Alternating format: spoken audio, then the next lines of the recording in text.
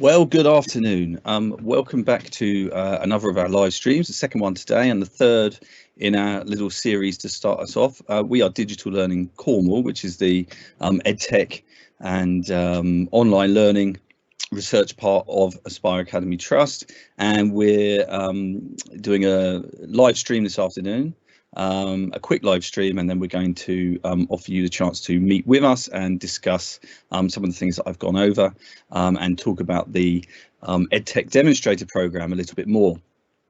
We are really delighted to be part of the EdTech Demonstrator Programme, which has been funded by the DFE, and it's allowing us to do some outreach work, to do some consultation and some guidance to schools across the Southwest and a little bit beyond with regards to how their use of technology in schools is going to play out over the coming months. So that's a brilliant little thing, really delighted to be part of that, and there'll be some more details on that a little bit later as well.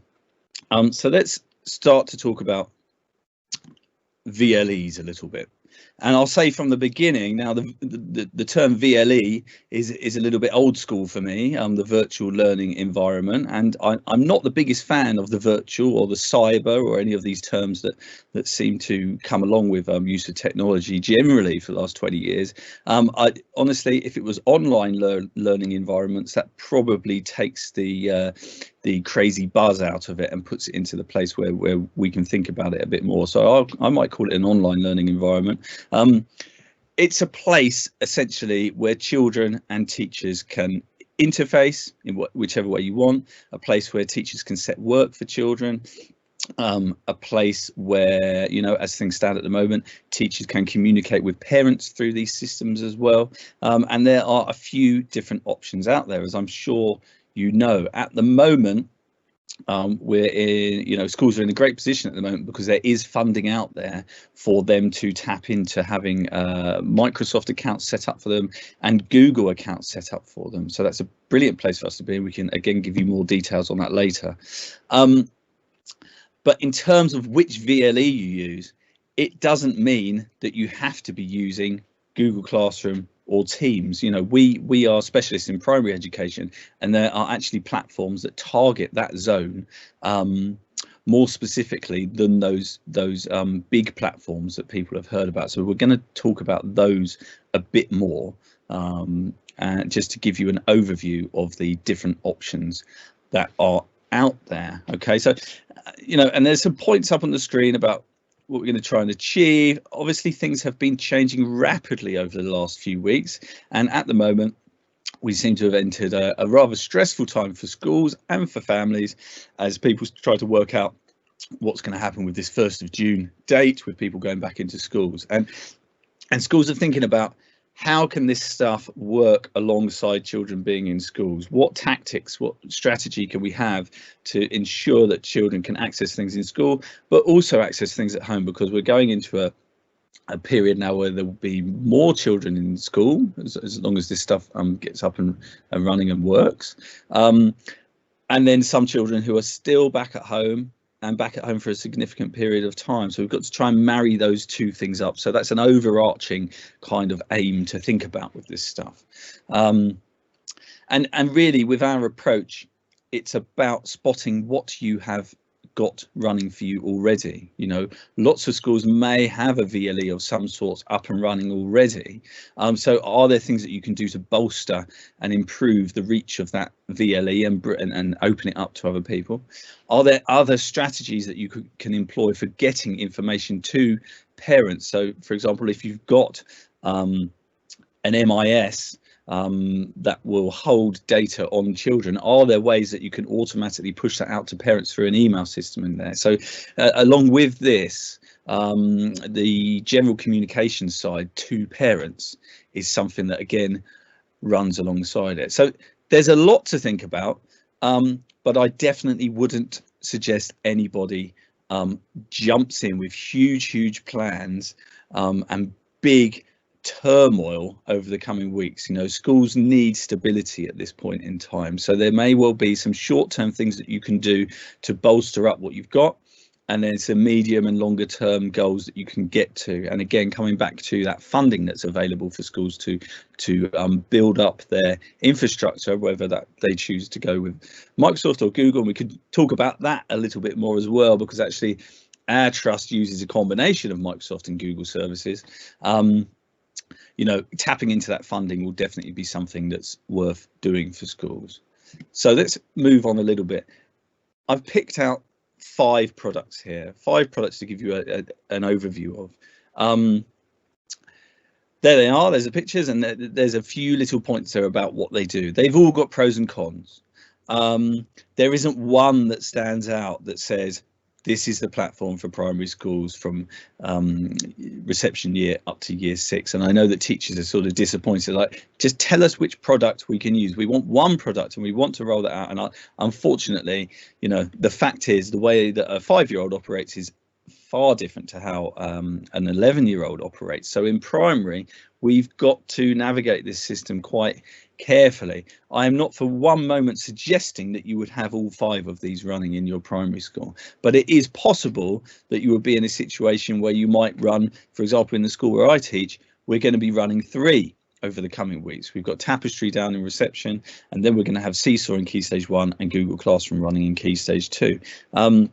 And we will see how that plays out. I can't tell you that there is a clear winner in all of this. I would say that Tapestry has been very well established in the year groups that it covers, in the, you know, the nurseries and reception.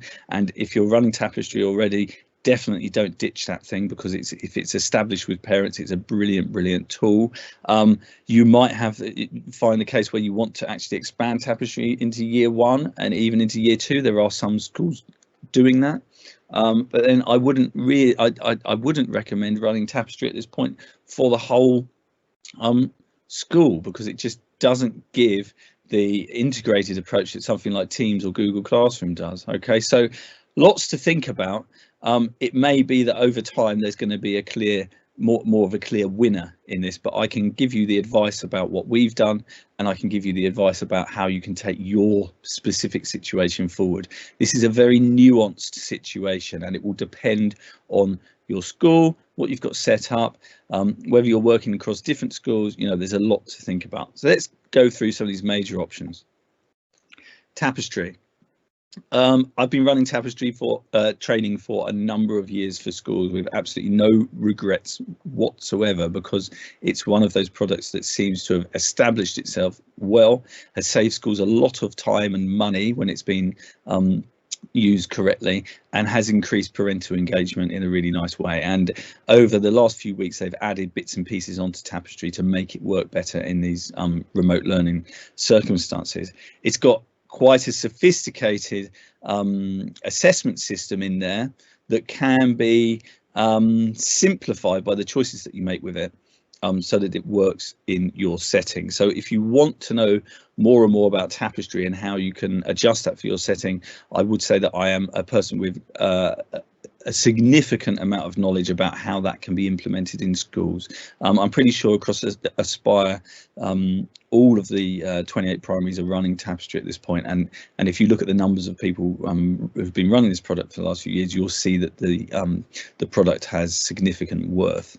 Okay, so perhaps we can talk about that a bit more with people in the group meeting, if there are people who want to know more about it. And again, just to say what I said before, there are schools, an infant school I know of is running Tapestry in reception year 1 and year 2, and that's it for their school. So it is possible to work in that way. I wouldn't really at this point recommend thinking that this is the solution for your whole school. In terms of money, that is, you know, it's going to cost you a fair bit of cash, and also it doesn't have the ability to add bespoke frameworks in there. So lots of schools want to be able to add their own frameworks and assessment stuff in there, and at the moment it is going to come, it won't let you do that. Dojo, the Dojo, Class Dojo, American product. They boast about the percentage, I think they say 95% of American schools use this, and it has to be said, It's a very, very easy platform to get up and running.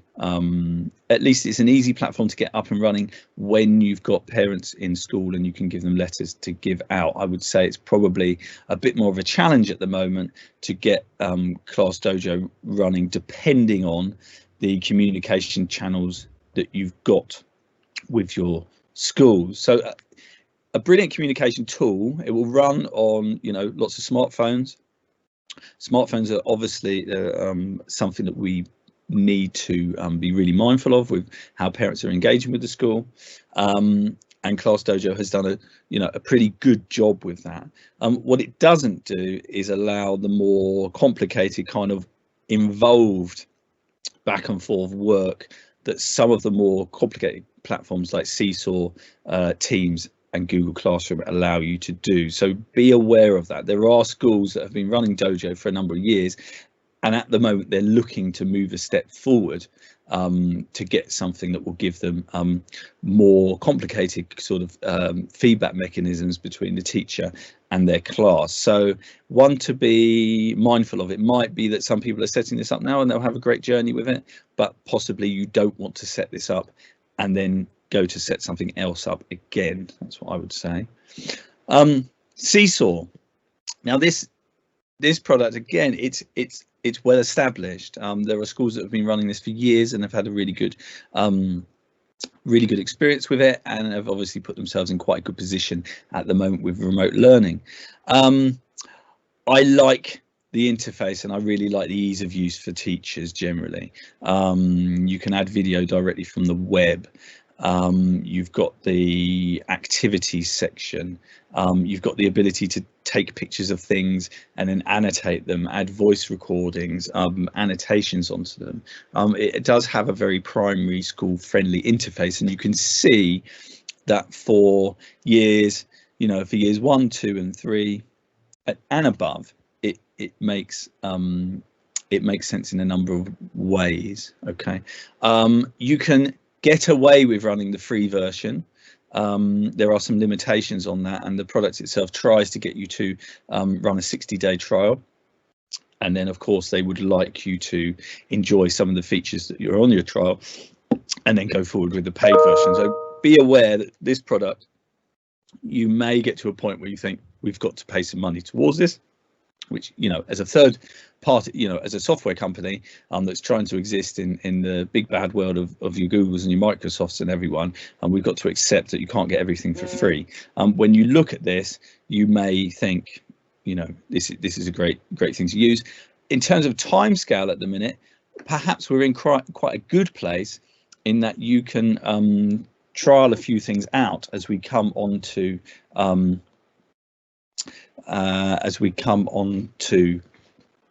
the summer, and then going across the summer. You could trial a product like Seesaw out over the coming weeks, perhaps with 1 or 2 classes. You might be in that situation where you want to just dip your toe into using this and have a very careful look about how it works. Teams. Now I will be very frank with you and say that if you want the real authority on complicated use of Teams with children, then we are not the place to give you that advice, because our strategy across our schools is to use Teams with our staff. We use Microsoft 365 stuff with our staff for their school-based documentation, for their SEM reports, for their emails back and forth to head teachers and whoever it might be. And we use all the function of Teams for that and actually really enjoy that. I mean, we're in Teams at the moment.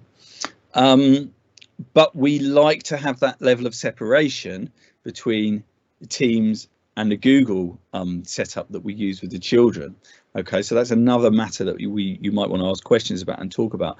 I have a feeling there's lots of primary schools out there who are very much engaged in using Microsoft stuff between their staff, and might think that they have to then go and use Teams as a VLE, and it's clearly not the case. The Google route does offer some advantages to that. My gut feeling is that Teams is the most complicated tool here, which of course gives it power, but the complexity working with primary school children can sometimes work against products. Okay, so I'm not saying that having a full Microsoft setup and using Teams as your VLE is definitely not the thing to do, but I think schools need to consider their children and the interface that they want their children to consider. Now, just coming back to that, you know, Seesaw has a facility to log in with a Google login. Obviously, Microsoft Teams doesn't. And Google Classroom has a facility to log in with a Google login. So our choice of Seesaw and Google Classroom across our trust is underpinned by the fact that we can give, you know, children can have a Google login and it will work in both of these systems, depending on which, you know, which system the school wants to use. Google Classroom. Now, again, lots of people have jumped on this. It's a specific tool for education, obviously, which Microsoft Teams isn't. It's there as a big, more of a catch-all, possibly primarily focused on business, but they've brought in the education stuff as well. Google Classroom, it's got a simplicity about it. It's got a rationality about it.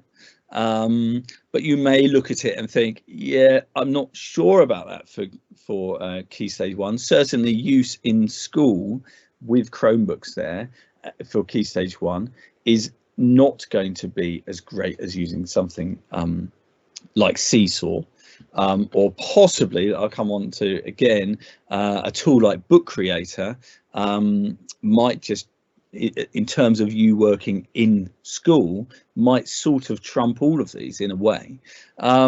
So Google Classroom, I'm a fan of it, and certainly as things are at the moment, it's a nice compartmentalized place to lay out certain activities that the teacher wants to do with children. You'll see on here, I've also noticed Screencastify, which is a web-based tool which will allow you to make videos of what's on your screen and annotate things as well. And we've had some success with people using that. Of course, a tool like Screencastify could be used with the other VLEs as well, but it does marry in with Google Classroom quite nicely. There's a direct link in there, although the direct link is, you know, as you get to use it, you end up using the copy link a bit more. Screencastify is quite a simple, easy tool, and we've had a lot of staff have good experiences with it so far. So that's one to flag up there.